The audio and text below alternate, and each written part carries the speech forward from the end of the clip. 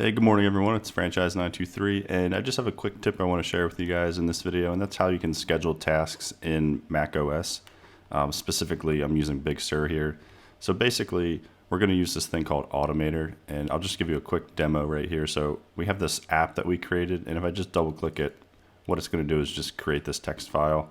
And what we can do is we can actually schedule this app on our iCalendar. So we can make an event that runs every day that actually runs this application. That's actually what I'm doing here. And the reason I wanted to do this video is because I actually did this in real life. I had a need to schedule a daily backup. So you can see here, there are these log files getting created every day. And this is basically just backing up my, my network drive. So I have like a NAS. It's backing all that up every day to an external hard drive. I was having the hardest time trying to figure out how to do this on Mac. On Windows, I used to use Task Scheduler and Robocopy, but on Mac, I couldn't find like a task scheduler, so I looked into using Crontab with rsync, and that was just behaving weird. So instead of trying to figure out what was wrong with that, I just went with this this workflow. So let's get into it. I'm just going to show you how we can do this. I think it's pretty useful and it's pretty slick. So we're going to have to search for this thing called Automator. And just open this up, and this is where you're actually going to create your application. So we create an application first and then schedule it with iCalendar. So we're going to do a click application here, and we're going to run a shell script. So just type in shell script, and here you can basically do anything you want. So what I was just doing earlier was I was just echoing hello. So I can just say echo hello YouTube, and I'm going to pipe that, which just means send it, instead of to a terminal, send it to a text file. So to do that, we just need to give it a location. So I'm going to save it here, and I'm just going to get the path name here. So I'm going to excuse me, right click that and then press the, I'm using a Windows, like a regular keyboard, so it's the Alt button, but it might be a different button on a Mac. But this allows you to copy it as a path name. And I'm going to paste that here and just change this to hello YouTube. Hello YouTube.txt. Alright, so now if we run this, let's just see if it works. So you can see it ran and it completed, so we should see the text file here, hello YouTube. Alright, so let's just make it a little smarter. Let's just add the date to this log file. So I'm actually going to open up this file that I have here just to get some code from it. So we want to get this, the today. So let me copy this and go back to Automator. I'm just going to put that above this statement.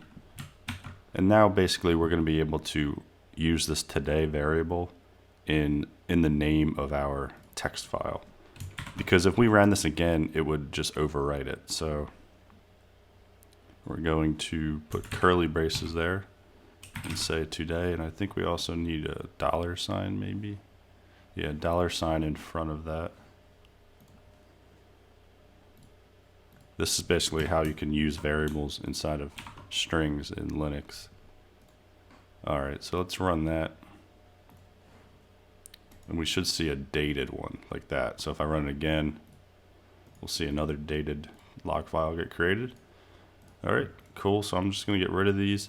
And you could do whatever command you want to do in here. So what I was showing you here, this is the actual backup that I was doing. So I'm basically getting the time and then getting the date and then just echoing this to a log file. So I'm just saying I'm running this backup, running this command, and this is the actual rsync command I'm doing. So, well, actually I removed the dry run because this was just for testing purposes. And, you know, I'm just saying how long it took. That's why I needed the seconds up here. But yeah, you can do whatever you want here.